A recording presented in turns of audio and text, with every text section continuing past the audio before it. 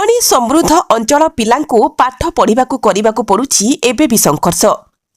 ଜୀବନକୁ ବାଜି ଲଗାଇ ପାଠ ପଢ଼ିବାକୁ ପିଲାମାନେ ସ୍କୁଲ ଯାଉଛନ୍ତି।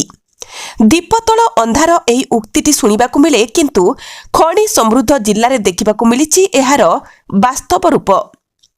କେନ୍ଦୁଝର ଜିଲ୍ଲାର ଚମ୍ପୁଆ ନିର୍ବାଚନ ମଣ୍ଡଳୀ ଏକ ସମୃଦ୍ଧ ଓ କୁବେରପୁରୀ ନିର୍ବାଚନ ମଣ୍ଡଳୀ ଭାବରେ ପରିଗଣିତ ହେଉଥିବା ବେଳେ ଏହି ନିର୍ବାଚନ ମଣ୍ଡଳୀରୁ ପ୍ରତ୍ୟେକ ଦିନ କୋଟି କୋଟି ଟଙ୍କାର ରାଜସ୍ୱ ସରକାର ପାଇଥାନ୍ତି।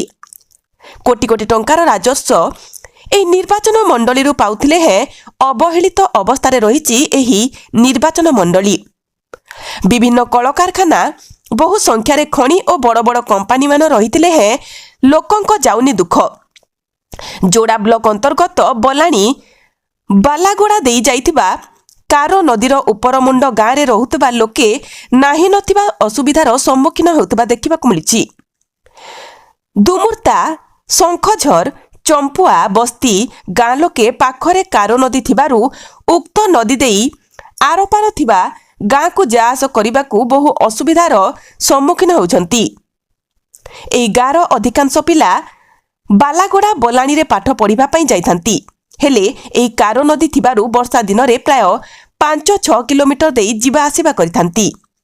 ଏବେ ନଦୀରେ ପାଣି କମ୍ ଥିବାରୁ ଏକ ବିଦ୍ୟୁତ୍ ଖୁଣ୍ଟକୁ କୃତ୍ରିମ ପୋଲ ଭାବରେ ବ୍ୟବହାର କରି ପିଲାମାନେ ଯିବା ଆସିବା କରୁଛନ୍ତି। ତେବେ ଏହି ଚମ୍ପୁଆ ବସ୍ତି ନିକଟରେ ସ୍ଥାୟୀ ଭାବରେ ପୋଲ କିମ୍ବା ରାସ୍ତା ଠିକ୍ ନଥିବାରୁ ବିପଦ ସଂକୁଳ ଅବସ୍ଥାରେ ଯାତାୟାତ କରୁଥିବା ଦେଖିବାକୁ ମିଳୁଛି। ତେବେ ଉକ୍ତ ଗ୍ରାମର ଲୋକେ ଓ ଛାତ୍ରଛାତ୍ରୀମାନେ କହିଛନ୍ତି ଯେ ଏହି ଜାଗାରେ ସ୍ଥାୟୀ ଭାବରେ ପୋଲ ନିର୍ମାଣ କଲେ ଯାତାୟାତ ପାଇଁ ଓ ପାଖ ଗାଁ ଲୋକଙ୍କ ସହ ଯୋଗାଯୋଗ ଠିକ୍ ଭାବରେ କରିପାରନ୍ତେ। ଦେଖିବାକୁ ବାକି ରହିଲା କି ଖବର ପ୍ରସାରଣ ପରେ ପ୍ରଶାସନ ପକ୍ଷରୁ କି ପ୍ରକାରର ପଦକ୍ଷେପ ଗ୍ରହଣ କରିବା ସହ ଏହି ସ୍ଥାୟୀ ପୋଲର କାମ ଆରମ୍ଭ କରାଯାଉଛି।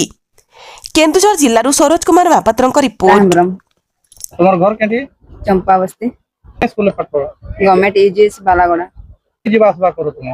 ଏଠି ଗୋଟେ ଇଲେକ୍ଟ୍ରିକ ଖୁଣ୍ଟଟା ଅଛି, ସେଥିରେ ଆମେ ବ୍ରିଜ କରିକିନା ସେଇ ଉପରେ ଯାଇକିନା ଯାଉଛୁ। ଆଉ ବର୍ଷା ଦିନେ କେମିତି ଯିବା ଆସିବା କର? ବର୍ଷା ଦିନେ ବୁଲିକିନା ଯାଉଛୁ 5 କିଲୋମିଟର ରାସ୍ତାରେ। ବିନା ସରକାରକୁ କି କହିବ? ସରକାରକୁ ଏତିକି କହିମୁ କି ଯେ ଏଠି ଗୋଟେ ବ୍ରିଜଟା ଆମକୁ ବନେଇ ଦିଅନ୍ତୁ, ଯେମିତି ଯିବା ଆସିବା ପାଇଁ ଆମକୁ ସୁବିଧା ହବ ସ୍କୁଲ। ତୁମର ଘର କେଟି? चंपा बस्ती କେ ସ୍କୁଲରେ ପଢ? बालामुड़ा सरकारी प्राथमिक विद्यालय बालामुड़ा। ଆଉ କେମିତି ଯିବା ଆସିବା କର ତୁମେ? चाली चाली ଆଉ ଏ ନଦୀରେ କେମିତି ପାର ହୋ ତୁମେ? एक पुलिया नाने बने दिया सेटारे पारी कर पड़े। ଆଉ ପୁଲିଆ ଏଇନା ନାଇଁ ନି ଯାଉ କେ ବର୍ଷା ଦିନେ କେମିତି ଯିବା ଆସିବା କର? बस बाइक रे नाने बस जाली पड़े କେତେ ଦୂରିଆ ଦେଇକରି ଯାଉ? 3 किलोमीटर। ଆଚ୍ଛା ଠିକ। राम कुंकाल ତୁମର କେଟି ଘର? ଏଠି ଆରରେ ଆଉ ଯୋଉ ଏଇ ପୁଲିଆଟା କେମିତି କଣ ବନେଇଛନ୍ତି? ଟିକେ ବନା ହେଇଛି, ମାନେ ପୁଲ ଦେଇକରି ଫୁଲ ଖୁଣ୍ଟ ଦେଇକରି ବନା ହେଇଛି।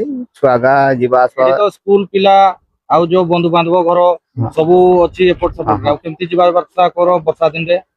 ଏମିତି ଯାଉଛନ୍ ଆସୁଛନ୍। ଆଉ ସାର୍, ଆଉ ଆମେ ଗରିବ ଲୋକ, ପୁଲିଆ ତ ତିଆରି ହଉନାହିଁ। ଆଉ କେତେ କହିଲେ ହେଲେ ବି କିଛି କରୁନାହିଁ।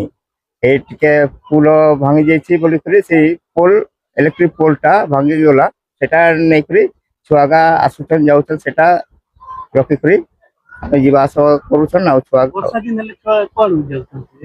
ବର୍ଷା ଦିନେ ହେଲେ କିଏ କିଏ ପାଣିରେ ଡୁବିକରି ବି ଯାଆନ୍ତି, ନହେଲେ ବେଶୀ ପାଣି ହେଲେ ଘୁରି ଫୁରି ଯାଆନ୍ତି।